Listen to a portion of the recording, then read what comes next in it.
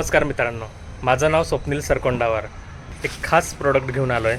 ते म्हणजे आपण पाहू शकता भीमसेनी कापूर. आता भीमसेनी कापूर म्हटल्यावर आपणा सर्वांनाच ह्याचे फायदे काय आहेत हे आपणा सर्वांनाच माहिती आहे. घरोघरी आपल्या देवारात आरतीसाठी याचा जास्तीत जास्त वापर करताना आपल्याला दिसतो. तर नुसतं देवघरात किंवा आरतीसाठीच नाही, तर याचे अनेक फायदे आहेत. त्यामधलं एक महत्त्वाचं कारण असं आहे की निगेटिव्हिटी या भीमसेन कापरामुळे दूर होते, नाहीशी होते, नष्ट होते.